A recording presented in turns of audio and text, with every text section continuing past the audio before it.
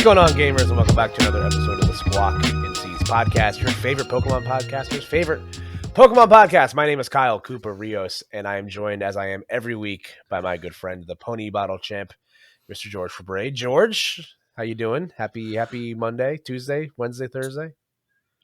Friday, Saturday, Sunday. I'm doing well.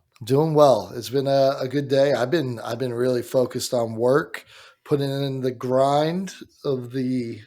I don't even know what my hours are. 8 to 6. I don't even know. It's insane, but yeah, it's been fun, man. I'm really embracing this new year, new me type of thing. I've been drinking my water, going for 100 ounces a day.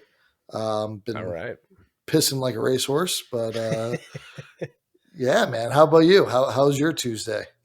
I'm doing good. This is the first episode we've recorded in the new year. Our New Year's episode was recorded around the week of Christmas, so we haven't actually recorded an episode in about a week. But I'm feeling good. It's been fun getting back into the hustle and bustle of a full work week after having some time off from the holidays. I got back from a Super Smash Brothers tournament over the weekend. I worked a event in New York City this weekend. It was a lot of fun. It was good to see a lot of my friends who I don't get to see very often. I don't get out to as many Smash things as I would like to last year at the very least, but trying to change that this year. But it was fun. I had a good time. I got to work with Emily, which is always a good time. Shout out to the GOAT, Emily, guest, friend of the show. So yeah, I mean, listen, I know I told you already, but I want to say it here.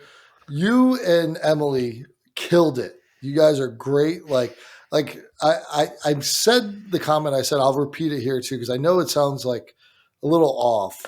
But like if I didn't know you two, I'd be like, these people are professionals. You are professionals, but like meaning like I know you as everyday people, right? If I was watching it, I'd be like, these, like, this is what they do, like all day, every day. They don't have 9 to 5s. Like that's how good you sounded. Like it was very impressive, and it made me proud to call you both my friends. So. Thank you. I really do appreciate it. You were very loud with your support over the weekend, and that does not go unnoticed. So thanks to you. Thanks to everyone else and that had nice things to say. And shout outs to all the photographers. I got some great photos of me, so I can update these god awful fat photos of me on all of my working websites. So it feels that feels good to take care the of, comments on the Twitch stream were just screaming about how good you looked. So I gotta get my ass into shape because I'm lacking on this podcast on the YouTube video side of it now. Yeah, we both can't beat a handsome one, so it's gonna tank our image. But yeah, so that was fun. We had that was a good time, and of course, me and Emily always found time to play cards as well. How'd you spend your weekend? I posted my first video. I taught myself how to create like an overlay. And you did it all yourself? I've never asked you how you did that. I did it all myself. I just got on YouTube, taught myself how to do it. I streamed on Twitch for a little bit, recorded it, and then edited it myself. That's really what I did all day Saturday. Sunday, I didn't really do much. I've been playing so much live. It's I've never played so much. It's mainly because I set up my office already. So like I did that this weekend, did a lot of stuff around the house. It was a uncommon weekend in for the Pony Bottle Champ, George Fabre. I usually like to go out and have a good time, but I grounded myself this week and got a lot done. So Hey, listen, man, we're trying to lock in the best that we can. Obviously we're both going to San Antonio. We both want to perform at a high level. So I'm also, on the grind, as much as I can as time allows. And in doing so, we have a local update for the first time in a week or so. We both went to a challenge on New Year's Day because we're suckers. Shout out to Jason, one of our local TOs. He scheduled a lead challenge on the day off. So a lot of people there. It was pretty packed for a Wednesday night. How did you do again? I forget. we don't have to talk about it. I mean, think I went 1-4, dude. And I just kept playing it out because I was like, I need to learn Reggie Drago. I am playing Reggie Drago. I will announce it here. I'm pretty much locking it in unless I keep doing as poorly as I am, and I will go back to Old Faithful Charizard. But I really just don't want to do it for the last um, big regional for this format. I want to play the BDIF. I'm tired of losing to it. I just have to learn it, and it's a goal of mine to understand it, and I'm gonna keep doing it. But I think you played what, Raging Bull, and you did fairly well, right?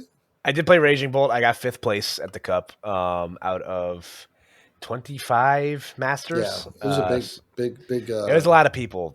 I decided to lock in Raging Bolt. The local meta led me to believe that Reggie Drago was going to be in the room. Well, It because you know that was. all of us play it. Yeah, but I also I had let Reggie Drago sleeves as well, but Raging Bolt is one of my things that I am testing going into the San Antonio regionals, and I just kind of wanted to give it a appeal, a feels, give it a fair shake. And I lost my first round to a fellow Squawk friend, Andrew. Andrew is a jerk, and hand disrupted my last lightning energy to He's a win the bad game. guy. He's a bad Bad guy. guy. Yeah. I also misplayed. I went back in my memory tank and looked into it. There was a Briar play that I had that I missed because Andrew had to take two knockouts with Fan Rotom because he was things were not going things were not necessarily going his way. Those a couple of times in those games. So there was an instance for me to take the game with Teal Mask Ogre Palm. Ogrepon, but I missed it. Yeah. But and then I played uh I played Brad Brown Brad the Brown. next round. I played a bunch of jank matchups. I hit Brad was playing Arcaludon. Then I hit Gardevoir, and Gardevoir I had no business winning that matchup, but they bricked. Um, and believe my last round, one of those rounds, I hit friend of the show Kenny playing Cloth. Um, Kenny, Kenny, I got lucky because he needed to hit a Night Stretcher to like boss knock out something with Luminion, and he milled away two of his last two bosses orders off Pokestop. So we take those. And I think there's another matchup in there that I'm missing. I forget what it was, but either way, we got some points on the board. It felt fine. Raging Bolt's Raging Bolt. It's just very linear. I don't have much else of an opinion on it. I'm probably not. I'm going to take it with me on the plane just to play it, but I'm probably not playing that. I think it's Reggie Drago or the ex girlfriend. Yeah, we're So all playing Reggie Drago. Let's just be honest with yeah. ourselves. If you're not, I feel like you're kind of throwing. So Yeah, I agree. it's tough, but yeah, it was fun. I had a good time. My girlfriend showed up to the Right. tournament with me. Yeah, I So meant to say that because I was looking at the ice cube in the background, and I meant to we met a very special person. That was very exciting. yeah, no, it was cool. She shout out to everyone for strategically throwing to me to not embarrass me in front of my girlfriend. So y'all are the best. But it was fun, and she had a good time too. She said she found it very interesting. Was just like you've played against when you've played the game so many times, you just kind of lock in. And she's like, yeah, you guys just weren't talking, you were just doing stuff. And Yeah, she found that very interesting. And I was like, yeah, well, it's like we're communicating via. It's like we're dancing. It's like we yeah.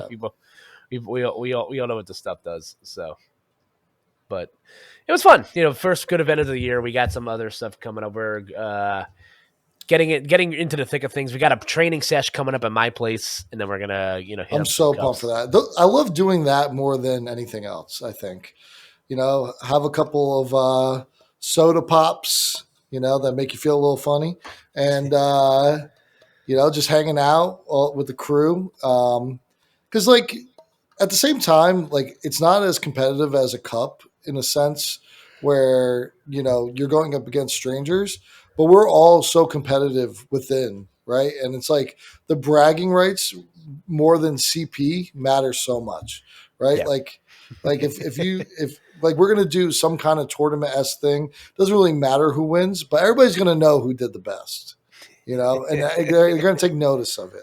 someone's gonna win the golden squawk. Somebody's Yeah. got to do it. So That's if we funny. ever get the Golden Squawk, Rob. We'll cross that bridge on Friday for sure. But Yeah, yeah, I think that's fun too. I just think it's fun for us to practice in a setting where we can like kind of talk through the lines of stuff, instead of just being thrown into the fire of a cup and expecting us to figure out everything off the rip. But so I think doing that and then going into a competitive setting the next day will be good for us. So yeah, going uh, down to Philadelphia, a little road trip. The Road Dogs back yep, at that's it again. The Philly was the last. That was the first time that the Road Dogs became a thing, the right? Road Dogs. Yeah, you, me, and Brad. We went to a cup in Philly, so it was a lot of fun. Yeah, So yeah. I like to, I'm glad. I'm glad somebody took over the role of checking when these things are because we. That was Omar's job last season, like letting Yeah. us know when all these cups were, and now George is kind of taking over the operations lead. I love traveling for cups. I think that's like some of the. That's why I like to go to regionals. Also, like this, it's why it's fun to play. I like to go to stores that we've never been to. I think you've been to Queen and Rook, right? I've never I've been been. once. I've been once. It's really I, nice, and I yeah, went when it was under construction, so I think I might be actually be finished now. So I heard great things. I've only heard like awesome things, and um, yeah, I'm very much excited for this weekend. Play a lot of Pokemon. That's what we love to do, buddy. It's what we love. that's what we do. Yeah, I'm stoked. We should we should find like a random cup and that's like a road trip, away on like a day off we all have. Like, what if we just went to like Massachusetts for like a cup randomly, just for the? I don't think I would go to Massachusetts, but I'll definitely do another Connecticut one for Oh, we could sure. do that. That'd be fun. Yeah, there's a one that I went to once. That's like a cafe that they take your order while you play tableside. I thought that was really cool. Bring you That is over a pretty nice sick. latte, cappuccino, whatever you want. I'm into that. That sounds like a good time. So, all right. Well, looking about what we got a kind of a smaller show for you guys today because we have an interview this week. That's back to back weeks as a guest. I'm pretty stoked about it. We got We're my just so good friend. popular. We are. Hey, we're getting up there, man. We almost got the 50 subscribers for the end of the year. So I think this year we shoot for 100. If So you're watching and you're not subscribed, you hate us. yeah, you know what like the YouTube account say. It's like, oh, like 93% of my viewer base is not watching, but like people say the call to action works. So if you're watching the video and you like what you see, subscribe to the channel, click the bell for notifications. You guys, we're doing a lot more content here, not just podcasts. We'll have gameplay videos. We're doing the vlogs. There's going to be a vlog for San Antonio because we're all going to be there, The and vlogs are the vlogs hit. the vlogs do Vlogs are hit. good. They Yeah, are a lot of fun. I greatly enjoy doing the vlogs. They're so much fun, and because you get to spend time with us, and we're just a bunch of schmucks. So it'll be a that's good great. time, and we're gonna have some extra days in in Texas. So Yeah, it's and gonna you get and I will weird. both be at this one like we were at Baltimore, so it's going to Yeah, be even better.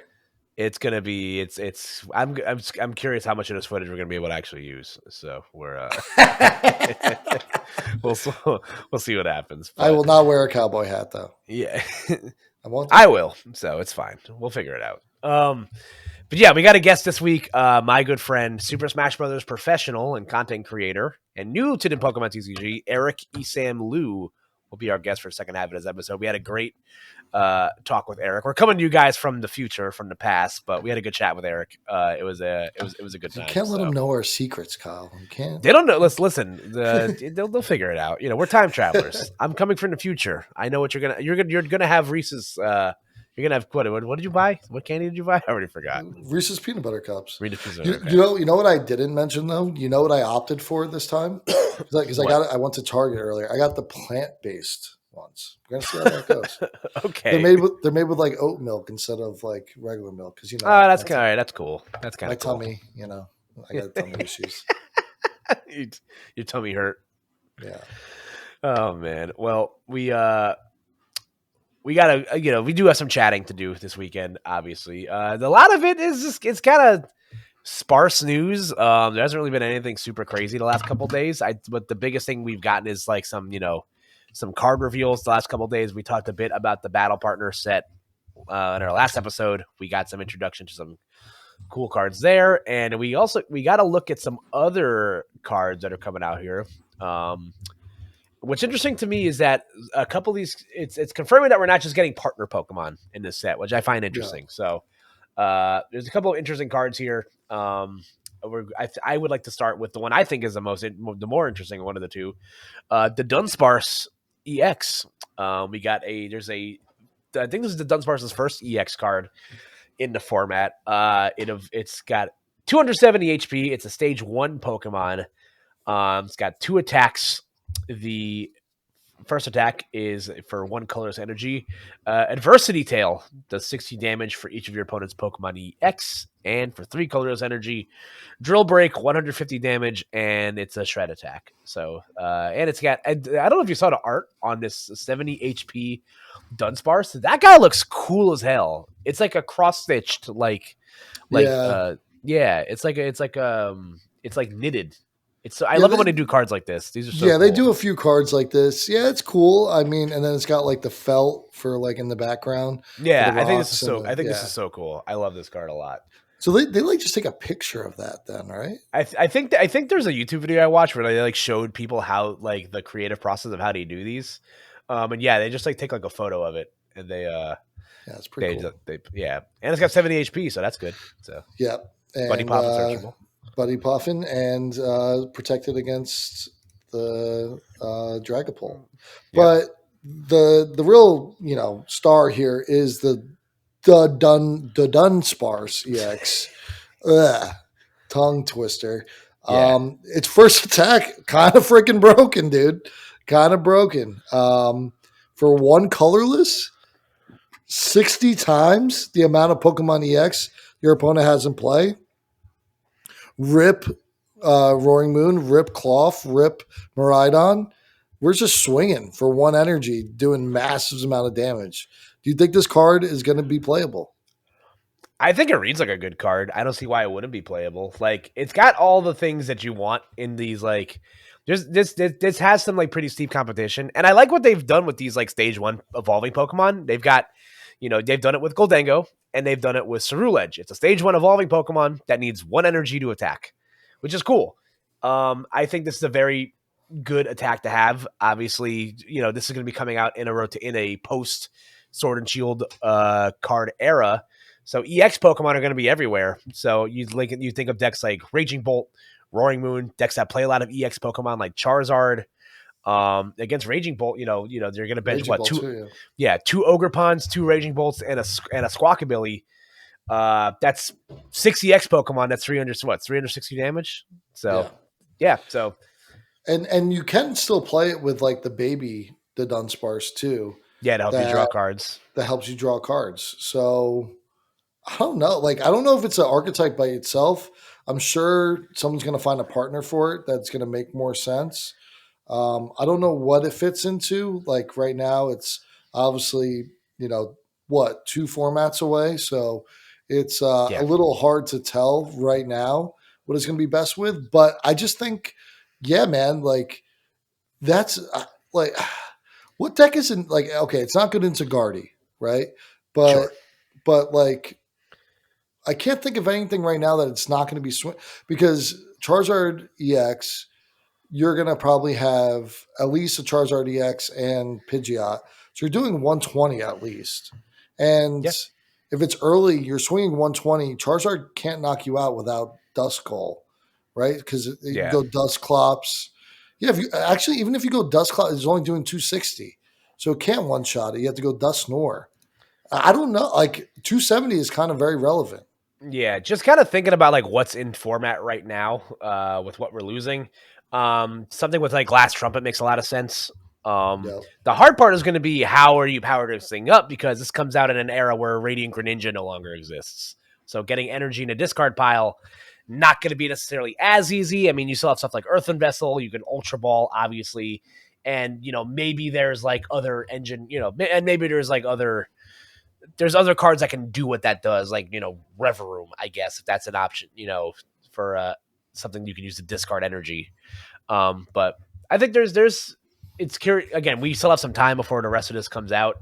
So I'm sure there'll be some sort of energy accelerants, maybe an engine with this that makes this work. But it's exciting. I think it's interesting. I think it reads like a really good card. I hope they reprint like some sort of like special. Now that Lugia is going away, I think and we'll talk about a little bit about it with the next cards that we're talking about here. But now that Lugia is going away, I think Pokemon can kind of maybe like let their hair down a little bit more with like the type of special energy they release. Because you don't have to worry about it just completely breaking the game with Lugia. So maybe we'll get double colorless back. I'd be fine if they reprinted double turbo energy. I actually think that card is perfectly fine to be like reprinted again. Um, but I doubt it. So we'll see what happens. Again, we still have some time here. But in the topic of special energy, we got some other cards revealed on New Year's Day of all times. We got the reveal of a Lycanroc card as well as a new special energy, Spike Energy. So the Lycanroc, it's a stage 1 fighting type Pokemon, 120 HP, with the ability Entangling Spikes. When you play this Pokemon from your hand to evolve one of your Pokemon during your turn, you may attach up to 2 Spike Energies from your discard pile to this Pokemon. And for 3 colors energy, you have Grabbing Fangs, 40 damage, 40 plus each damage counter on your opponent's active Pokemon. So, and then Yeah. that's combos with Spike Energy, a special energy that provides a colorless energy while attached. And if the Pokemon this card is attached to is the active spot is damaged by an attack from your opponent's active Pokemon, you put 2 damage counters on the attacking Pokemon. So I don't really know what to think of this Pokemon. Do you have any initial thoughts on this thing right now? Yeah, my just initial thoughts are, with all the poison that's been going around and like Fez being in format, drawing cards. I wonder your take on this. Do you think that Pokemon is kind of moving to a format where a lot of in between turns knockouts are going to be happening? I think they want to move to an era. I think they're maybe trying to move to like a scenario where like slowing the game down a bit to where like damage counters mean something. I still think there's like a little bit too much fast stuff in the format to where like Mm-hmm. these sort of abilities would be interesting in like a slower format, but like I don't really know if they come to fruition right now. Because for an attack that does more if you have damage counters on, it feels kind of like lame that this guy it's 120 HP like stage 1, like no rule box Pokemon. So I don't know how much mileage you're going to get out of that. My guess is that maybe you play this Pokemon to like I don't know move the Spike Energies into play or something. But the fact that it only moves the Spike Energies into play to itself makes this a lot worse of a card. Like for example, Yeah, imagine if you played it from your hand, you could accelerate the Spike Energies to any Pokemon you want. Because then you look at the Dunsparce, it's like, okay, wait a second. Now I can actually do something with this Pokemon. But that might be a little bit too broken. yeah. I think what you're saying is correct. Where I don't think Lycanroc is going to be a relevant card, but I was more so talking about Spike Energy and like combining that with like poison, right? So I can go like what's the brute bonnet? Brute bonnet. And I can go what's the brute bonnet? It's just brute bonnet. Uh, and I can go, poison, and then in between turns, effectively when you attack me, I'm going to be doing 40 damage in between turns, right?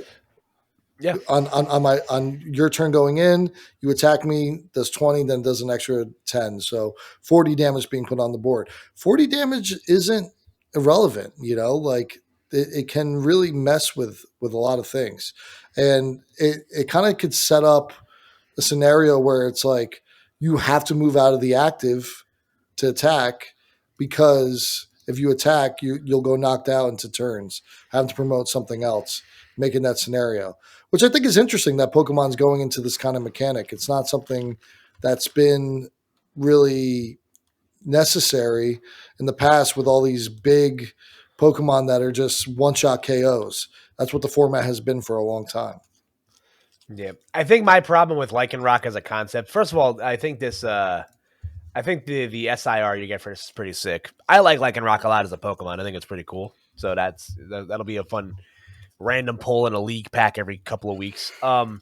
I think my problem with this thing is as a concept is that like it gets knocked out by Dusknoir, which still exists. So Yeah. like you're not getting max value out of this. I think Spike Energy is fine. I don't think this is like the broken special energy we're all hoping to get. Um, I don't know. I don't know how I feel about this just yet. It feels pretty underwhelming, but Yeah. Yeah, I'm with you. we'll see. Like I said, I don't think that card is going to be really a relevant card, but I think Spike Energy definitely is going to be a card that's played. Yeah, it's something that's like a tankier deck. In fact, like I said, even in the Dunsparce, single energy attach. You play that with like I don't know, like you play that with like horses tenacity. You find your energy, you get a stadium out of it too, or whatever. Like I don't know. I think that it could really be um, in conjunction with a poison type deck to really take knockouts out. Between turns, maybe something with like Frostlass as well. Frostlass, poison, Spike Energy. It's an interesting mechanic for sure. I'd like to see them go to like a smaller, uh, a slower pace, but we'll see. Now, in my opinion, the most exciting news from the past week or so is this Pokemon taking more of not more of my money, but in sense, making me fill my room with more things. If you by the time you guys are getting this podcast, you will still be able to do this. The Pokemon Center is offering free sitting cutie plushes for marketing emails. So we're all familiar with brands signing you up for emails and newsletters and stuff, sending stuff to your spam folder that you're never going to read. The Pokemon Center is doing so by, I guess, to honor the new year. I think they, if you re-opt in to their like email addresses for marketing emails, you'll get you'll get a code at the end of the month for a free sitting cutie plush. So I'm into that. I like sitting cuties. Yeah. They're cute. Yeah, just tell me which one you want, and I'll get it for you. They sit. They're cute. I would like the Halucha one, please. Thank you. You got it. Just Thanks, remind man. me. Sorry, I don't have any Furbies in the background for George, so he's truly terrifying stuff. But There he is. but yeah, that's about the gist of our like main episode this week. And it really was kind of a slow news week, so we were probably just gonna do like a putsy episode anyway. But we just happen to have a guest on this week, so you got anything you want to? Let's steer the people to some stuff, George, before we hop into our guest session. So. I'm sorry, what?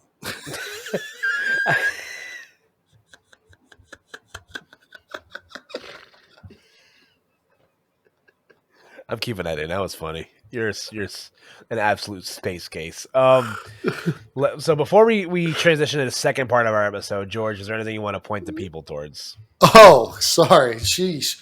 Yeah, go please comment on my Regidrago gameplay video. I really, truly am asking you, as friends, to tell me where I misplay. I need to know. I need to get better at the deck.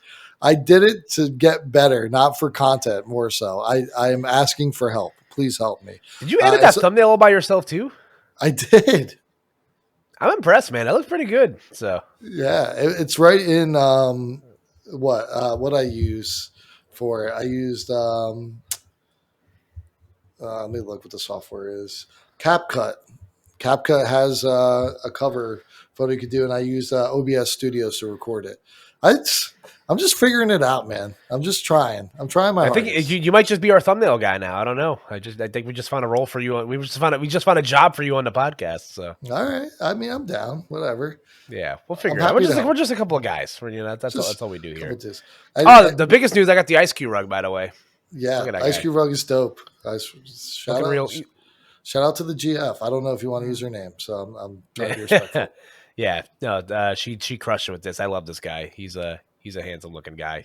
But yeah, it's gonna be it for the main part of our episode. You guys can check me out at Koopa NJ. I got some. Maybe I'll upload some gameplay videos within the next couple of weeks too. We'll have some fun with it. And I think we got to try to get a stream together on Twitch too. Do some more interactions. We'll figure something out. Well, yeah. the people want it. So shout out to you guys for sticking with us for the last few months of the year. We got some big stuff planned this year on the podcast and the channel as a large. So we're gonna start we're gonna start doing some more content stuff. So we hope you Yeah. guys are Please just excited for comment on that. the videos. Comment on the videos, please. It helps us so much. Smash that like button. All right. That's going to be it for the main part of the episode. Stay tuned for the second half of the episode. We got coming up with Eric. So it was a fun chat. So we hope you guys look forward to it too. And yeah, we'll see you on the other side. See you there. All right, gangs. We are here with our special guests for the second half of this week's episode. Some of you may know him from things such as Super Smash Brothers, approximately 4 of them, actually. Yeah, you've 4? Yeah. 4 of them. There's a lot of them. Well, technically 5 if you consider the non-Nintendo one, but that's true. We could talk about that here. We're safe, kind of. Smile. True. But yeah, if you we are very pleased to welcome to the Squawk and Seas podcast a newly minted Pokemon TCG enjoyer and top Super Smash Brothers player, hailing from undisclosed location in Florida, Florida, Central Florida. It's one of my favorite people on the internet, Mr. Eric Liu, aka ESAM. Eric, welcome to the Squawk and Seas podcast. Thank you for joining us tonight. Yes, thank you for having me. I had my Squawk ability literally front and center to show to the camera right now, and then I started absent-mindedly shuffling. So I had to go find it so I could do this. There he is. There we mascot. go. The mascot. Yeah, we love that guy around here. Yeah, but Eric, thank you for joining us on this episode. I'm really excited, not only just to talk to you because obviously we're pals, but it's true. But also to kind of pick your brain on a new competitive hobby you picked up. But I think I'll start by asking you a simple question. First of all, how you're doing, and second of all, for the people uninclined, like most people know Smash stuff if they're like following this. I would assume there's a lot of adjacent crossover. George doesn't know anything about anything, so I know nothing. Yes, that's okay. I only know a lot of stuff about a little bit of things. Yeah, he's here to be enlightened. But for the uninclined and for the people that might not know who you are, what's the elevator pitch on what you do? So I'm ESAM. I have played competitive Smash Bros at a top level since 2010, at a competitive level period since 2005 or 6, I believe was my first tournament. I was 12 or 13. So it's been quite a long time.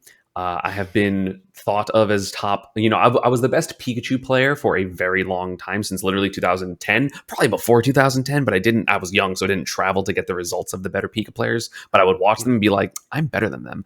But then officially the best in 2010, because that's when like my results just got better than everyone else's, until pretty recently in 2023 or 4, I would say, was when I lost that crown of best Pika. Most people still think of me as best Pika if you're not super tapped in. But yeah, it was a long time, and I've been a top player. I've won majors. I've competed against the best of the best, and I've beat them. And most of them I can call my friends. So that's always nice. And yeah, I mean, I've been a competitor for a long time, and I played card games as well during part of that for funsies, like during college. Not Pokemon though. So this is my first dip into Pokemon, which has been fun. Yeah, I did know that about you. That you did dip your, not only that you went to college, but also that you also dipped your feet into competitive card games as well. You come from a competitive Yu-Gi-Oh background. Am I correct? Yeah, I played Yu-Gi-Oh basically during my college years from 2008 to 2012-ish. Played a couple tournaments with my friends, maybe interspersed, maybe slightly after that, 2013-ish, but haven't played after that. It was actually funny. So I was literally going to get back into Yu-Gi-Oh because my favorite deck of all time, is it in here? It is in here. I love shuffling cards. We love show and tell here. So, so my favorite deck ever is, I'm going to try to find the old card because I was going to run it before everyone else did. Was Fire Kings. And I don't know how much you guys know about Yu-Gi-Oh, but it's a really interesting deck, right? So it all comes with destruction. They all have destruction effects. It was very bad back in the day, but I liked it, so I played it. Because again, it wasn't like a big enough, like Yu-Gi-Oh wasn't a big enough deal for me to be like, I'm only going to play meta. I'm just like, I'm going to play the fun deck because then if I really want to try, I'm just going to go play Smash Bros. Because especially back in the college days, that was like my brawl. Or sorry, I'm dumb. I graduated high school in 2011, so it was 11 to 15, and then I maybe played until 16. Super wrong years. That was like my sister's graduate, whatever. I was like, that was super wrong because I was like, Smash 4 came out during college. I was gonna say you can't be that much older than me. I was like, wait, how old No, are no, you? no, no. I'm 32. I'm 32. Still the oldest. Always the oldest. Yeah. George is 48. No. 40. Okay, is that a joke or is that okay? No, it's a joke. He's 30. George is 34. So Okay. I'm the baby. Now everybody knows, Kyle. Great. But yeah, I played a while ago because I was like, again, if I want to focus, like for Brawl, which was most of my college career, I was top 5 in the world. So I would go to like local tournaments, anywhere from Georgia to North Carolina, since I went to school at Clemson, South Carolina, and to be like, okay, I'm going to go win $500 because I'll like, depending on which region I'm going to, I'll like win PM, win Brawl, get like second or third in Melee because I'll run into like PPMD or like a top Georgia player. And I'll be like, okay, that's fine. I'm going to come home with $450 and then I'll spend half of that on Yu-Gi-Oh! And food. So that was basically what I did in college. But then that deck got like a ton of support. Like it has a whole structure deck now. And I was like, oh my God, it's like really good. I'm going to start playing Yu-Gi-Oh! Because my favorite deck is good. And then I looked at how much an extra deck costs, not even the rest of my deck. And I was like, I don't think I can do that. So then I got the structure decks and did not continue. And I was like, oh man, I really was excited to play a card game. Card games are fun. Well, that's interesting you bring that up, the price point of getting into some of these card games, right? Like Yu-Gi-Oh! Super expensive. One Piece, everybody knows, is astronomical, and even Magic of the Gathering, One it Piece is, yeah. very It's like it's sneaky expensive. So that being said, Pokemon is probably far and head and shoulders, the cheapest. Oh, clearly. Has that been like one of your driving factors of getting into TCG, knowing that Pokemon is relatively easy to get the cards you want to play the deck you want? Yeah, for sure. I mean, literally, I asked for like my whole deck for my birthday from my mom because she was like, I don't know what to get you. And I was just like, cardboard. And like with shipping, everything was like 170, but like the cards realistically were like 110, and then the shipping was the extra 60 or something like that. And accidentally got some doubles. Like I got 2 Latias, and I was like, that's one of the more expensive cards in my deck at $9. Yeah, it's nuts. Which again, like in Yu-Gi-Oh, one of the extra deck cards, one card, SP Little Knight, was when I was trying to play $150, and I'm like, no, I can get a whole Pokemon deck for that amount. That's crazy. Like, and that's also like something I always find interesting about Yu-Gi-Oh. Like, I've always been like tangentially like anyone within this age bracket we're in like grew up watching Yu-Gi-Oh on TV, so it's like everybody played it at some point. Like I played with like the Yu-Gi and Kaiba structure decks that I got for Christmas in like the 4th grade, and I think I went to one Yu-Gi-Oh weekly once. I had no idea what I was doing, and like I was playing with a bunch of like sweaty teenagers that didn't want to teach me anything because I was like 9. So but what I've always found interesting is that like Yu-Gi-Oh comparatively to other card games doesn't have they don't rotate cards out. They just have different ban lists every periodically so often. So twice a year, I think. I think it's twice a year. Yeah. So like these random cards you'll have lying around for like years will like suddenly become good again. I remember sometime last year, like it's a card I owned. It was like a fusion monster, Hungry Burger. It was like a haunted like hamburger, like a ritual summon monster. It suddenly just got like a bunch of support within the last like year or so. And I was just like, sure, that's funny. So random. Yeah, it's so weird. But like the price point is why like I've myself has never gotten into it. I have one of my really good friends is like got deep into Yu-Gi-Oh for a while, and he told me how much he like sold a bunch of his I think I old know cars who you're for. talking about, but I forget their tag. Their tag, well, their name is Riz. Yes. Yeah, my goat. Shout out to that guy. He'll never be on this podcast. He hates Pokemon, but it's that's fair. It's fine. But yeah, like I'll just hear these stories of like like a bent jumbo card that like you'll see in like card shops. We also buy them for like $800 or something like that. Like it's insane stuff. So meanwhile you look at like what that was an incredibly funny sound to hear. Was that like a sponge? Was that like a sponge? Yeah, that was the sad SpongeBob music. You know what that truly was? I got a text like from one of my clients for work, and ADHD brain instantly opened Instagram, and I was like, oh shit. I understand. We're all neurodivergent in some way.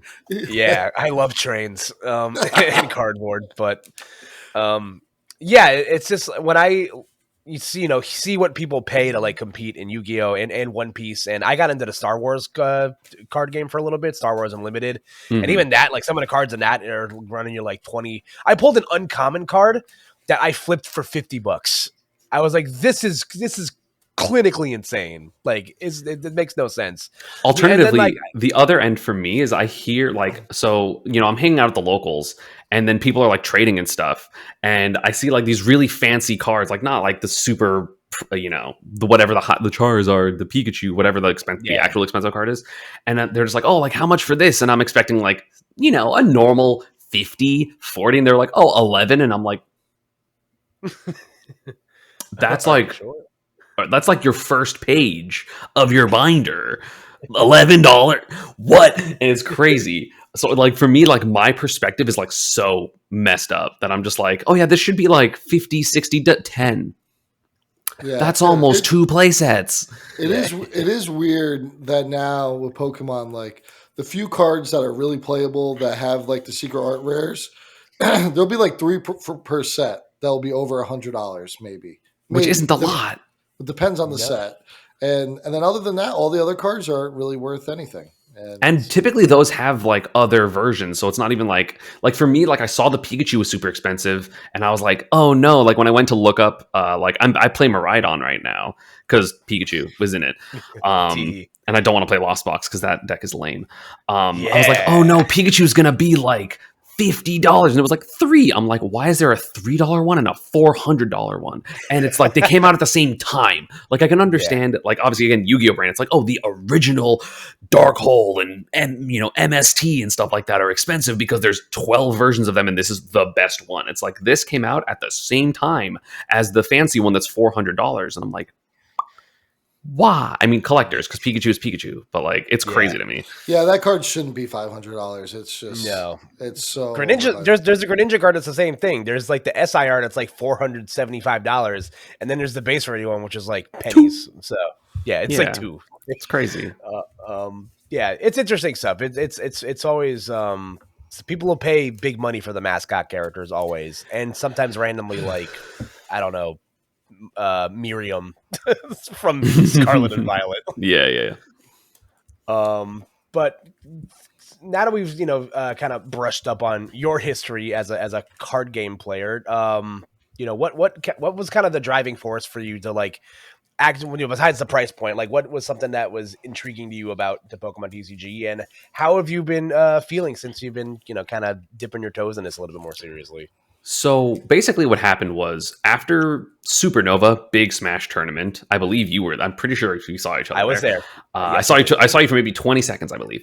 And it was the best 20 seconds of my weekend, damn it. I appreciate it. Over the block with probably Hazmat. So basically after that happened, I got COVID. And the week after Supernova, or maybe it was the week after was Worlds. I liked VGC a lot. I'm not trying to compete in it because that's way too much time. And so many like little tiny things, and I'm just like, I don't want to memorize speed orders, and I don't want to. That's so much. Like it's a beautiful game. Don't want to do it. And like I was following Wolfie because he used to be on Panda, so I'm like, I was a fan of his before he was on Panda, so I became like a bigger fan, and then he's the GOAT. So whatever, right? But then I saw that he got knocked out in like day 2 because he was undefeated day 1 and then went like 0-2 and dropped or some whatever, however Worlds works. Tragic.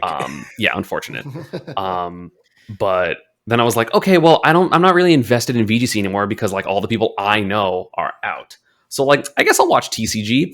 And it's crazy to me that I got into TCG because I watched Iron Thorns like 4 times, and and it was still good enough for me to be like, maybe. I think I messaged you. And I was just we were texting the whole way back, and you're just like, why was this good? Why was this bad? I was like, I don't understand. Yeah.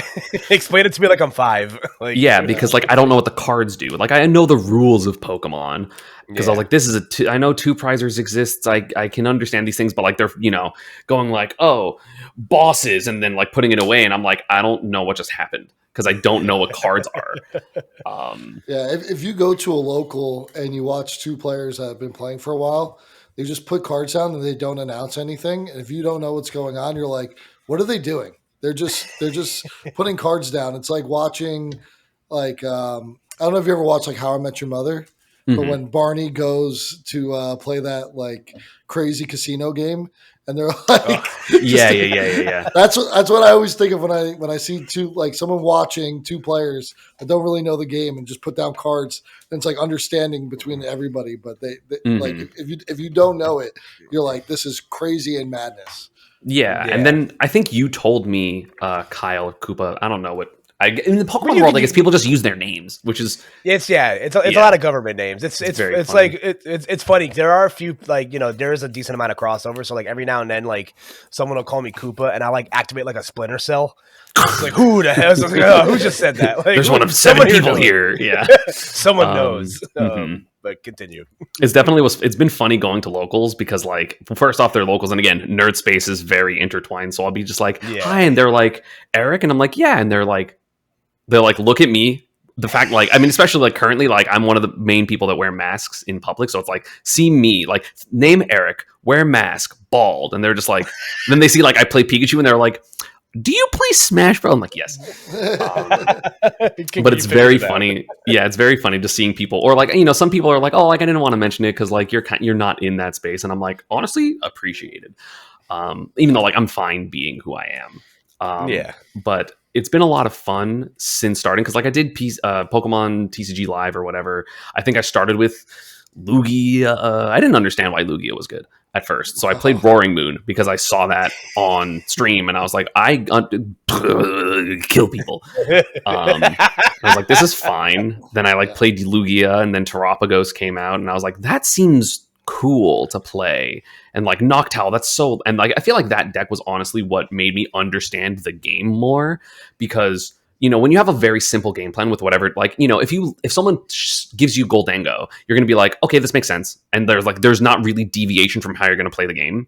You're like, I'm going to do this, evolve, kill. Oh, coin flip a Togekiss, right? But I feel like with Noctowl, whatchamacallit, Terapagos, it was like there were so many branching paths that I was like, oh, I see. This is more complicated than I thought, playing mostly Charizard and Roaring Moon at some point. Because those decks just do the same thing for the most part. Obviously, there's like intricacies when you play good people, but I was in Great Ball tier of online, so I wasn't playing good people. You're lucky if you're playing against a human at that point. So. Yeah. I played Charizard mostly, and I'm like trying to get away from it because all of our friends make fun of me because they're like, George, you can't play if you don't play Quick Search. It's because I need to just go get any card out of my deck at any single point because I don't know how to sequence, and I'm a bad player. Yeah. We've come to well, I'm not gonna. I don't. I'm worse probably. George is he's a character. I saw your regionals thing. I know your record. Yeah. I say only going positive in one local so far. Hey, there we go. Well, listen, we'll put that on the fridge. Well, it's funny too because you're saying this like being an accomplished Smash player, right? Mm-hmm. And you go to locals, you play for fun, right? But what do you think the biggest difference between competing in TCG, like locally, or I don't know how many cups you've played in? Something Zero. Zero. Okay. I have one like next week, I think, or 2 weeks from now, at like the main card shop here. Nice. So I guess all right. So I guess it's not a Tuesday great cup. Yeah, that's normal. But I was curious if you did play any cups when there are like semi-serious and kind of stakes on the line, points on the line. Yeah, yeah. What the difference would be? But I guess if you're going to your first one, then we'll have to ask you again later. But I guess where I'll pivot there is competing for Smash being something you played your whole life, and now going to a game you've never played or played barely of. What do you feel like the difference is? Like, do you still get that competitive juices flowing, or more relaxed? I mean, it's not as, again, because it's not my main thing at the moment, at the very least.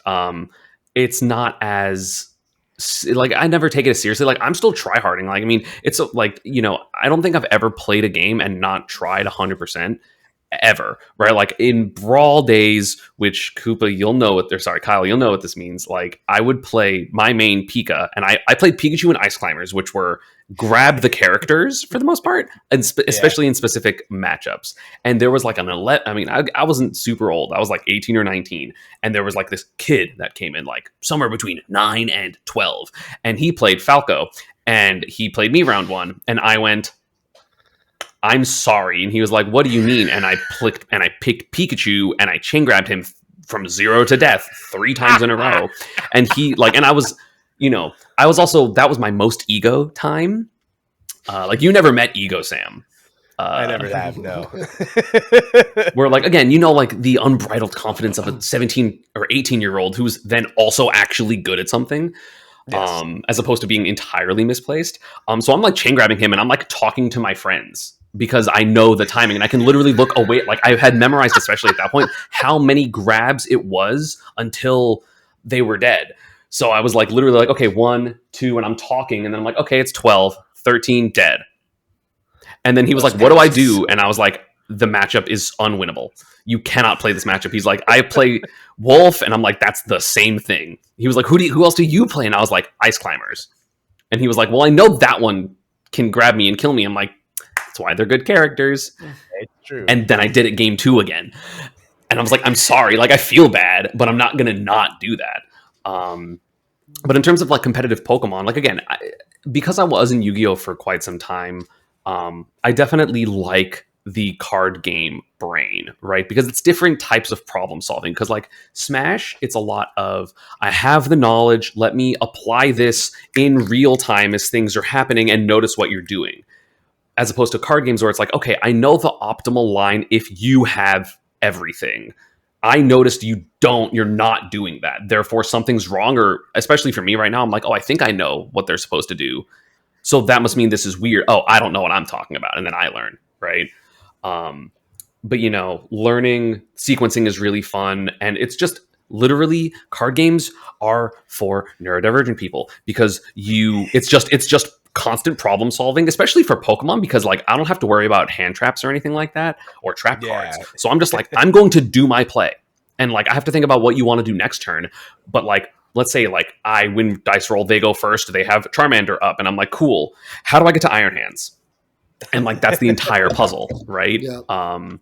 Which is really fun, and it's not whatchamacallit. It's interesting because obviously like I practiced TCG Live. I've played like I'm doing test hands now, but and I was like, I'm going to learn to price check because it's not something I really cared about before. And price checking with cards is different than online, where you kind of go click, click, click, click. Okay, I know.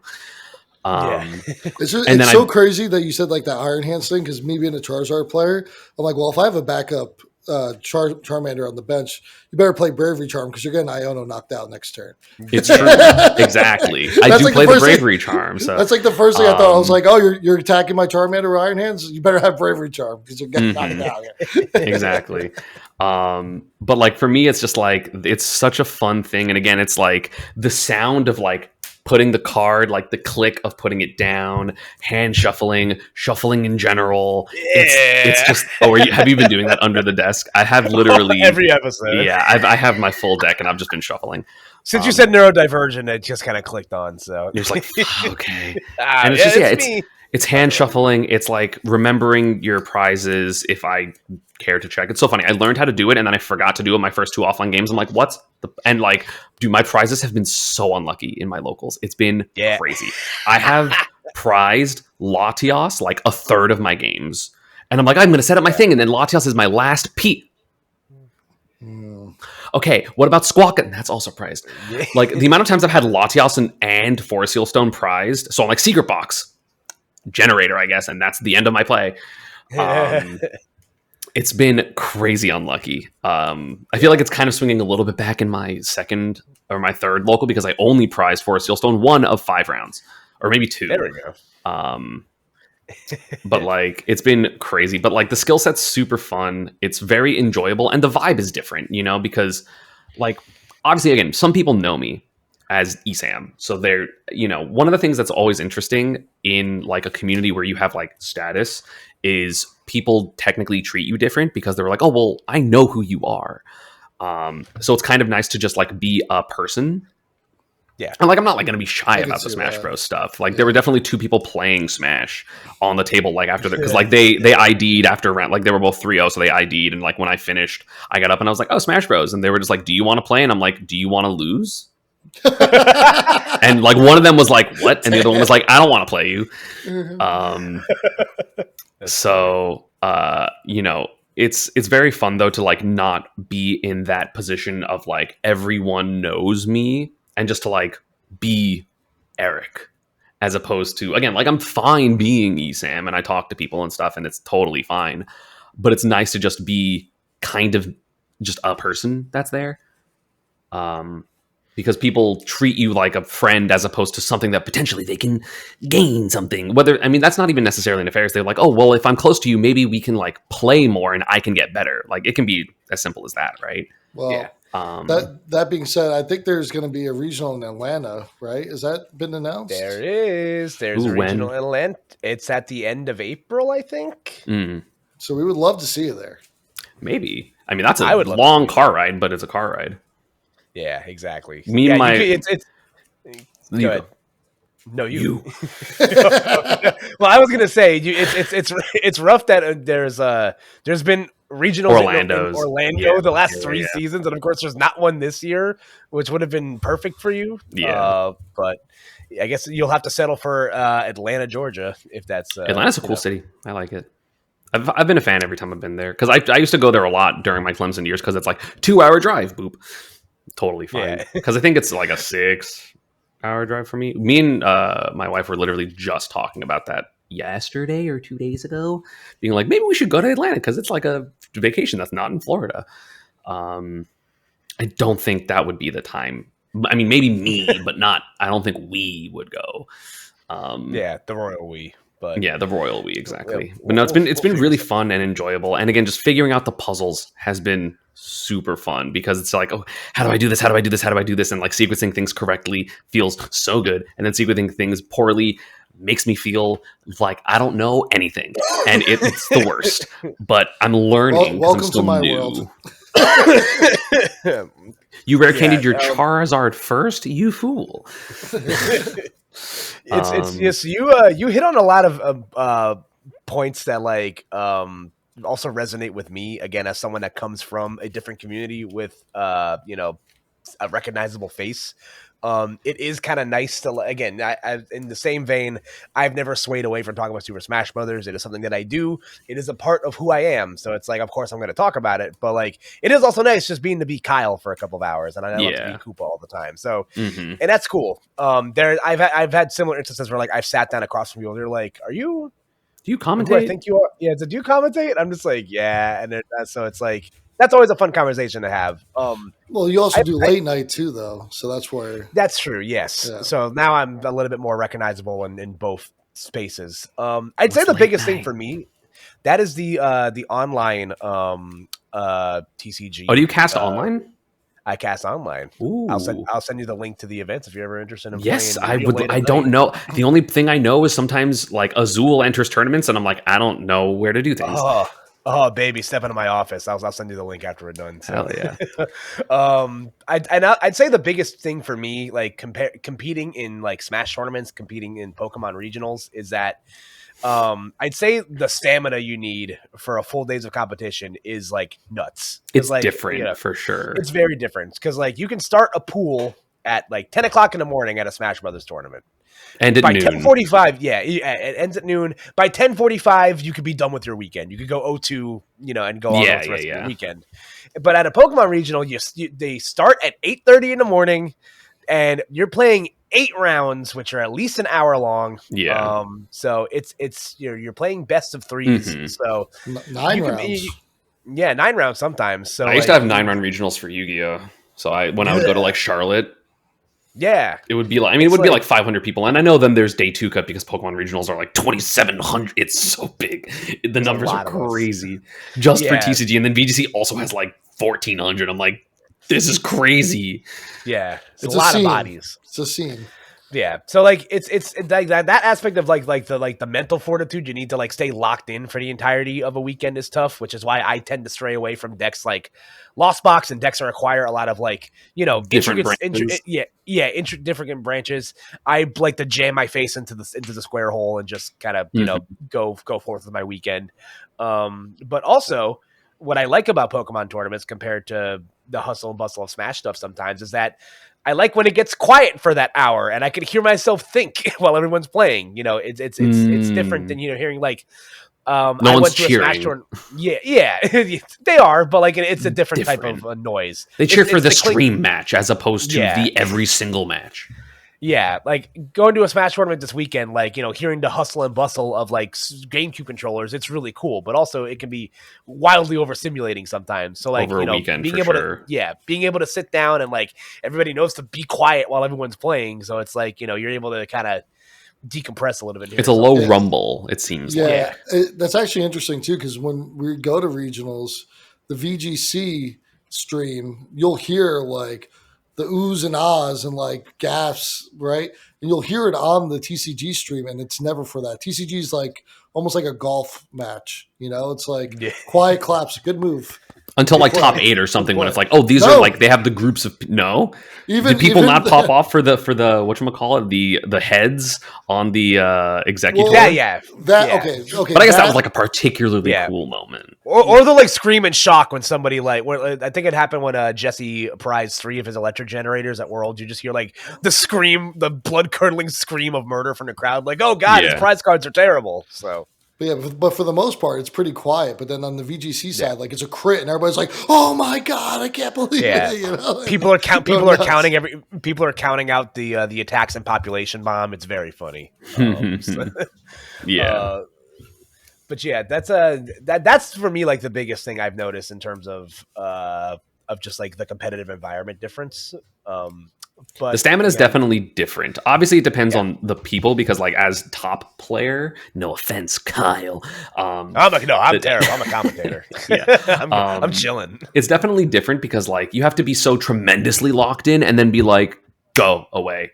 Because, like, if you have, like, let's say, if you get from, like, round 2 pools, which is, like, kind of hard, you'll play a hard match at the end of your round 2 pools, and then you, like, have a 2-hour gap, and then you have to play top 64. So you're just like, I have to be in, out to just, like, can't use it. I don't want to get extra hungry. I don't want to be like tired. You determine if you want to take a nap or not. Because like I feel like it's almost better even to just be like, exactly when you're going to have to play, and then eventually you do poor enough that you stop, or you keep going, right? Yeah. But it definitely seems like, again, from the Yu-Gi-Oh regionals, it was so fun because sometimes we'd wake up at like 6 a.m, grab Bojangles, drive through, eat in the car, start 9 a.m, go till 10. Granted, the best I ever did at a regional was like 46th or something. And that was the one time I played meta. Dude, I was so sad. I was literally XO. This is my card game horror story. I was like 6-0. And it was a 9-round regional. So I was like at table 3 or something. And I was like, nice. I ran into a bad matchup, which was fine. But we got deck check. I wrote down the wrong thing, which was like my secret tech that was actually winning me multiple of my sets. Oh no. And I got deck checked, so I had to switch it. So I lost a game. My opponent had a bad sleeves or something. Something was wrong.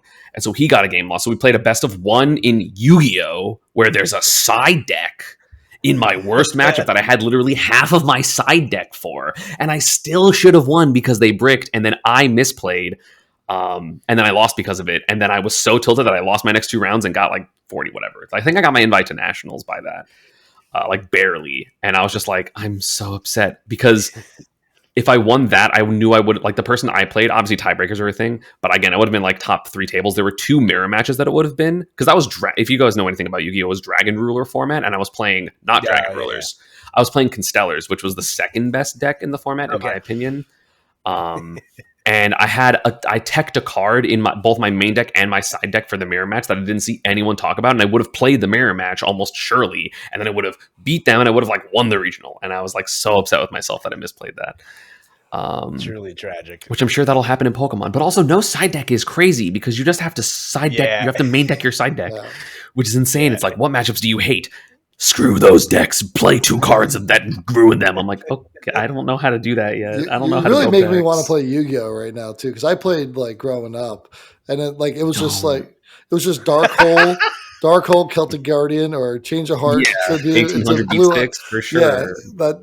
that's all we used to do. And it's like, You should watch a Yu-Gi-Oh game and be so confused. oh, I've watched a few TikTok shorts, and I'm like, this doesn't make any sense. What are they It's doing? crazy. Yeah, no, it's insane. Yeah. It's like they're talking Spanish, and then in Spanish they're talking in French. It's like Yeah, like they're it's a talking lot. with like like a very dialect Spanish in like somewhere that also was like French colonized, and you're just Yeah. like, I can't understand anything you're saying.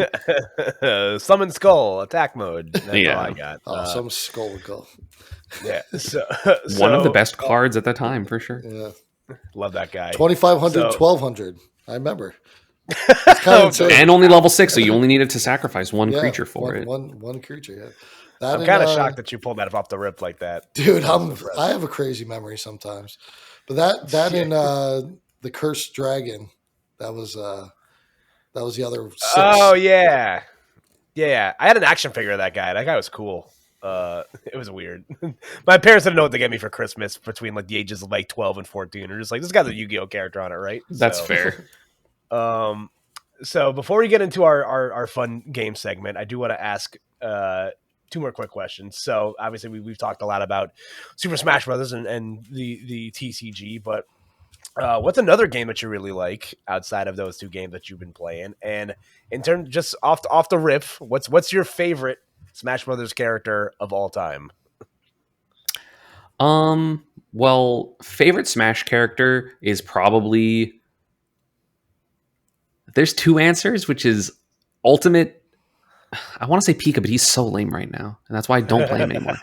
Ultimate Mii Brawler is really fun, so I'll give it. So sick. And then PM Samus was like, Oh, dude, being able to do all my melee stuff with B reversing, what I just didn't care what the other person was doing half the time, and then I would win. It was great. Like if you see me play on PS2, my missile cancels with B reverses, ooh, it was clean because I just like high APM stupid stuff. So that's for sure. I play Minecraft a good amount with the wifey, with Kokiri. We play Minecraft like probably at least 10 hours, 12 hours a week. Depends on how tired I get at night, basically. Like we're probably, after this, I'm probably going to make dinner and then play Minecraft for a couple hours until we go watch, what is it, Yellow Jackets. Are you guys excited for the Minecraft movie? Great show. Yeah, so my wife already watched Yellow Jackets in its entirety, and then she was like, you have to also watch it with me because it was so much better than I thought it was going to be. And I was like, okay. We just finished Ted Lasso, which was great. Oh, dude, you're saying some good shows right now, man. It was really good. Saying some good stuff. I watched Ted Lasso like 4 times in a row. Oh my parents have watched it like 6, and they were like, here's my Apple TV, watch the show. And I was like, okay. And I'm like, oh, it's a sports anime, but people. Like real people. Because like I know I pay attention to sports, but it really is sports anime vibes where it's like it's not really about the game. Like it's partially about the game in terms of how people can grow. Yeah, That's right. funny. You're right. My other question was, are you excited for the Minecraft movie? I don't know. I'm scared. I didn't. So weird. I wasn't a huge fan of the Mario movie. It was fine, and obviously, Illumination is not. Well, I don't even know who's making Minecraft, but it's not Illumination because there's people in it. But I think it could be cool. I also haven't watched the Sonic movies, even though I'm sure they're very good, and I know people are freaking out. Like I just haven't watched them. But I like Detective Pikachu. That was a good movie, in my opinion. I don't care that this was just a little obvious. It's fine. So like it really just depends. It's a hit or miss. I'm assuming we don't go to the movies super often. We've only gone to the movies for horror movies recently. And Minecraft might be a horror, but I don't know if that's the right type of horror. Because also I don't want to be in a theater with a bunch of 9-year-olds. It's produced by Warner Brothers. That's so weird. Interesting. That means Bugs Bunny can canonically show up in this movie in some capacity. Honestly, that would probably be... Dude, that'd be a great joke if there's just like a little bunny and then he just like burrows in and then there's a sign to like to what is it? Albuquerque that he always... Albuquerque. Yeah. That would be cute. But I mean, it seems like it's going to be fun. That's as much as I could say about it because I genuinely have no idea how it's going to be. It's a real crapshoot with movie. It's going to do very well for no reason whatsoever.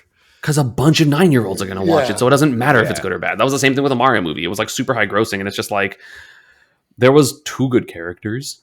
Yeah, it's true. I thought Seth Rogen did a great job.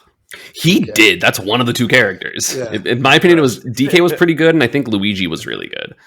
Hearing Seth Rogen do like the Seth Rogen laugh as Donkey Kong, like absolutely like took me out of it. But it was correct. Like that's very correct. Like for a Donkey Kong, you know what I'm saying? It was good. But I hated Peach. Toad was I guess was fine. But like it was beautiful. It was beautiful. It looked so good. But I feel like we didn't really get Chris Pratt out of Mario. Yeah. It was better. I mean, honestly, he was better than I thought. But Anya Taylor-Joy was just disappointing. Like Peach definitely could have been written better. I don't even think the voice acting was necessarily bad. It was just like girl boss queen. It's just like Peach is kind of not that. Like she doesn't do that. She is a princess and kind of, you know, like she is elegant. Damsel, yeah, like if you're gonna have Daisy also in the movie. Can't wait for the next one. I'm gonna watch that. I mean, I'm still gonna watch it, but I'm a consumer. I'll be there. I saw Sonic twice already, so I'm live and learn, baby. Oh, I mean, Sonic's also your favorite franchise, right? Yeah, that's my guy. I've never been so happy to be neurodivergent before. That was so sick. But moving on to everyone's favorite segment in the show, I would hope so. We're gonna do our this or that question game, Squawk or Seize, where we'll ask our guest here, Eric, this or that question. And if you like it, if you're going to holler to the moon about it, you're going to squawk it. And if you hate it, you never want to see it again, you're going to seize it, discard it, draw a fresh 6 cards. Why Squawkabilly's spelled like that? I misspell it all the time. I never know where the Q and the W go. That confuses. Well, the Q is pretty obvious where it is. Well, the W, when you're a little dyslexic, it gets a little tricky. See, that's fair. I understand, and I apologize.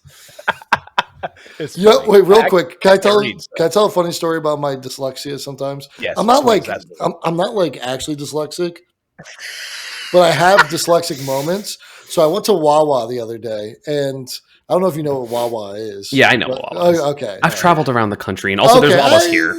Okay. There's Wawas in Florida. I forgot. I didn't know. Okay. My apologies. But anyhow, so my order number was 519, right? And I go, hey, I think that's mine there. They're like, what's your order now? I'm like, 159. They're like, no, that's not it. They're like, I'm pretty sure that's it. Like, I knew it was a burrito. I was like, that's mine. Like, no one else is in line. Whose else is it? Yeah. And then he's like, you got to go ask them up front. I'm like, all right, I'm just confused because like I just ordered it and this is the only thing there. They're like, let me see your ticket. And they're like, yeah, it's 519. I'm like, oh my God. You're like, my bad. I was like, whoops, and I left, and some lady was like laughing at me on the way out. It's like it's like the SpongeBob bit where it's just like Man Ray's talking to Patrick. He's like, "Aren't you Patrick Star?" Yes. Yeah. This is your ID. Like, it's like, didn't you order a steak burrito? It's like, yes. Yeah. It was so bad. I love that. So for the occasion, for this week's edition of Squawker Seas, we haven't tapped this vein yet, which I'm surprised. We're doing electric type Pokemon. So we decided to cater to our guests this week. So Eric, we're going to ask you again a series of Pokemon, and you're going to let us know if you like them or not. So are you ready? Yeah.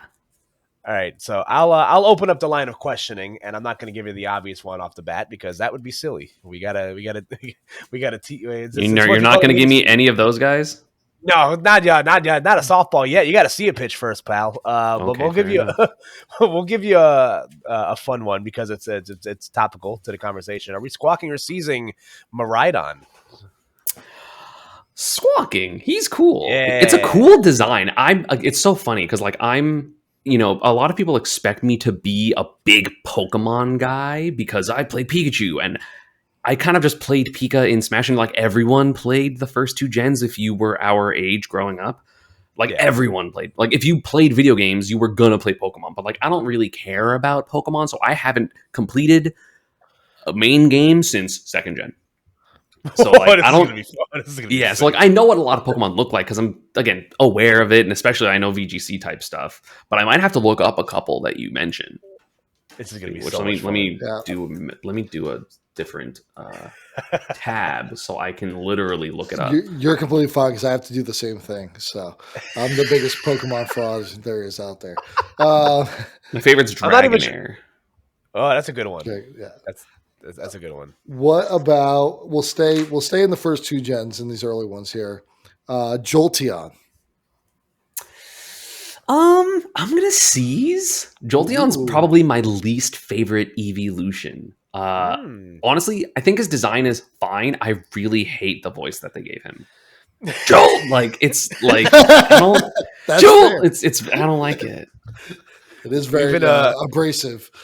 We've been doing this fun thing in the group this week where we're just looking at like Pokemon voices in other languages. Do me a favor and look up German Lickitung later if you haven't done it yet. I think I've heard that. Yeah, it's a fun one. Put a tab on that one. It's cute. So keeping it again, we'll keep it within the first couple. It can be the later generations. ones. That's totally fine. Oh, Yeah, I but opened there's my still some- internet and my computer's mad at me. What do you mean you can't access my video? I opened Opera. Okay, we're back. What happened? It's fine. It'll record the same way. All right, but there are some cuties in the first couple of generations. So, I'll give you one of my favorites because of the TCG. How about squawking or seizing Flaffy? I love Flaffy. Squawk. Flaffy's cute. Yeah. I don't care as much about the evolutions. Like, I don't really care. Flaffy turns into Ampharos, right? Yes. Yeah, I don't really care that much about Ampharos, but Flaffy, adorable. Pre-evolutions are simply better. Sorry, first stage Pokemon are the best designed Pokemon, in my opinion, overall. Because they just made them cute. Or the same amount of ugly, which is fine. That's so relatable. Flaffy did go hard in Miraidon, and I miss Dynamotor every day of my What did life. Flaffy do? Flaffy accelerated a lightning energy to your bench Pokemon for the Please. discard pile. Whoa. Yeah, Was that I just got its ability? busted. I'm assuming Yeah, it was it's its ability. rotated out. Yeah, she's dead. Oh, man. She is- That's a crazy. That's a good ass card. Sorry, yeah, good card. Yeah, Dino Motor has been in the TCG for a while. It's a broken ability for sure. yeah, they usually put it on stage 1 lightning Pokemon. Like Electric had that one for a while. So.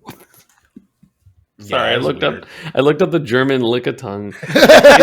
Did it go Schlurp? Or was that? Slurp. That's its name. Yeah, That's crazy. I'm listening to that again. I was not ready. I saw the name of the video was Schlurp, and I was like, clearly that's not what's going to happen.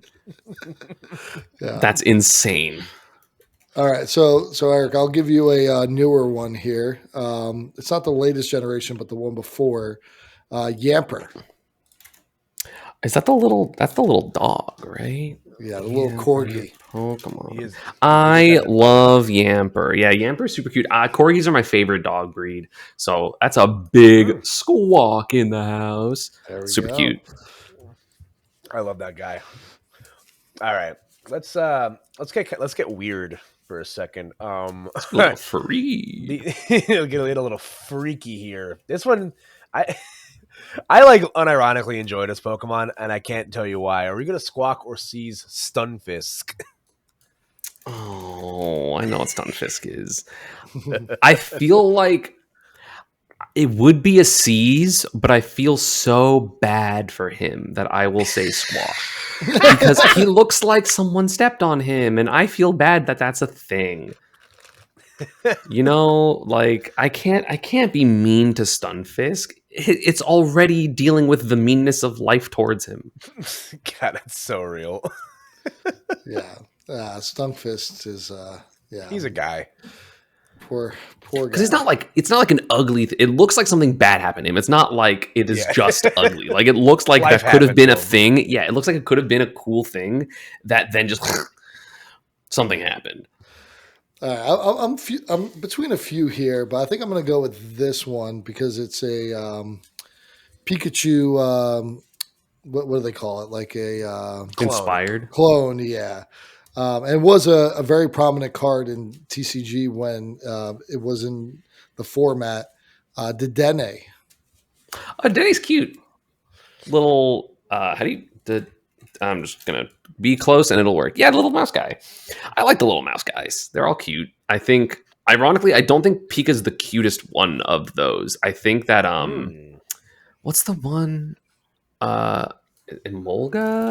Molga's Oh, Emolga's so, like, Emolga might be the cutest variant of that. Where it's like, Emolga's it's an very electric cute. mouse. But yeah, Dedenne's super cute. It's like the flying squirrel. Yeah. Pokemon. Very cute. There's also I the love the little armadillo guy. Or not armadillo, hedgehog. Togedemaru. Yeah, Yes, Togedemaru also was super sick. cute. So big fan. There's And a lot of cute electric Pokemon. Yeah. Sorry, I lightning usually- Pokemon. We're in a TCG stream. Yeah. I don't make know the why mistake they all the did time, that. too. I don't get it. There was hate no it. point. I literally hate it. It Like makes no they sense. can just change the name. Right? They could have changed the name 10 years ago. Like I understand that they messed up at some point and they were like, "Oh, this isn't the same." But like if you're going to commit to them all be different, why don't you call them Splash Pokemon? And why don't you call them Ember Pokemon? And like do all of them different. Why just electric? Yeah. Yeah. I also get confused with the steel and the metal all the time as well. Oh, is it different? Okay. well, it's Yeah, steel they're types metal. and metal They're- energy. No, they're metal types. They're just metal types. It makes no sense. I don't Or know. like granted, technically they're dark all- Pokemon or darkness Pokemon. So Darkness, yeah. Okay, so at least that's better that it's not just one of them. But like also they never actually show the text. It's just this symbol everywhere. yeah. Like I an think electric it might generators, be- look at the 5 electric things. It might have to do with the translation from Japanese. They do it in the game. That's Yeah, true. I don't know. Actually, I'm just trying to give them out. No, don't. Listen, the game is amazing. They have a bajillion, quadrillion dollars. You don't have to hold your critique of the Pokemon company. It's true. Very true. I hate it here. All right, so I'll we'll each give one more each. Is Heavy Ball rotating out? Yeah, that guy's going away. Oh no! I don't know Hug what it I'm while gonna you do. Hug it while you can. It's I started playing Maridon at a very bad time because my deck's gonna be entirely different. yeah, it's gonna be weird. It's You like got some no guys, Raichu, Raikou, Heavy Ball, Forest Seal Stone. I'm just like, okay. It's okay. You're gonna have Iono's Belly Bolt. So. And that's true. And I'm gonna have 3 Pokegear and just dig as far as I can every turn. pray. We pray. Please, Arvin. All right, Pray to the I'll Lord, give you Arvin. I'm going to throw you the fastball down the middle now, Eric. Are we going to squawk or seize the CEO, the mascot, Pikachu? He's cute. I can't not squawk him. Hold on, I dropped a card. The issues of shuffling while you are recording something is you can go whoops. Yeah, he's adorable. Good. The voice actress put in so much work for Pikachu. I feel like if Pikachu, like obviously I'm kind of deadened to it because if I didn't like Pikachu's voice, I would have not a career in video games because especially like he makes so much noise when you play him. Oh yeah, But he's the a voice yapper. but the voice is so good. There's a reason that people don't really complain about it compared to, let's say, like Smash 4 Fox, when everyone's like, why does he sound like that? God. Where he just, ah! So, like, yeah. So, you know, the voice actor, I don't know if there have been multiple over time, but like the voice actors for Pikachu have been so clutch. Plus, he would be a good Pokemon to hug. So, like, you can't not. He's friend shaped. He's Yeah. definitely friend shaped. Like he definitely wasn't in my top 5 or 7 Pokemon for like many, many years. He literally only started becoming one of my favorite Pokemon once Smash 4 happened because like Smash got bigger and then I started getting like fan art and like most of the Pikas I own, I didn't buy myself. Like people were like, here you go. And I'm like, thank you. This is cool. Why did you give me a plush of my main? That's interesting. That's an interesting, like, it's weird that people were like, I want to give you this. Like there was one tournament I literally got three plushes and I was like, I don't know how to carry these. Because if I put them down, I am going to lose them. The amount of times I've lost my controller, my water bottle, my hoodies, because I'm like, I'm going to play 2 sets. I'm going to get up and I'm like, I go to like drink water. I'm like, wow, I'm really thirsty. Yeah. Where did I put it? So...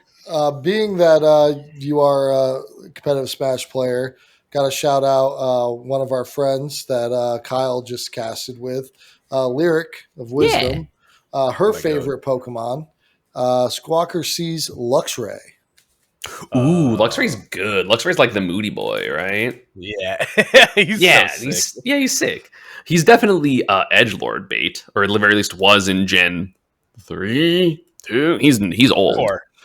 You're Gen close. 4. Okay. I don't know. But he's awesome. He's dope. He is Shadow the Hedgehog, but an electric Pokemon. It does give so a lot like of Shadow the Hedgehog vibes. his shiny better be red. It's probably like green or something because his base is blue. I think it's yellow. I think it's just all yellow. Oh, that's kind of cool. That's good. But also it's kind of lame because it's an electric Pokemon. So like you could have been more clever with it. I think there should be a lot of the shinies in Pokemon are interesting because I feel like there are so many slam dunks and then they just veer in the opposite direction. Yeah. Like why is shiny Charizard like green? No. It's black. It's black and red. What am I thinking of that's green? There's like a Dragonite's shinies. Yes, green. sorry, Dragonite's green. And I'm just like Scizor. I think all the green shinies look awful. They're bad. I like Cleffa's shiny with the green ears though. Okay. Yeah. Green accent I think is fine. Green base is yeah. But yeah, no, Luxray is super cute. Big fan. Squawk. Espeon drops like 9 tiers when it's shiny. Oh, yeah, because it's literally just like whereas like Umbreon gets cooler. Yeah, because black and blue is sick, just like Luxray. It's so sick. All right, that's gonna wrap up this edition of Squawk or Seize. So you did great, Eric. You crushed it. Couldn't have started out the gate with Pikachu. That would have been too easy. If you started, I was gonna say Seize for the memes. Just people be like, what?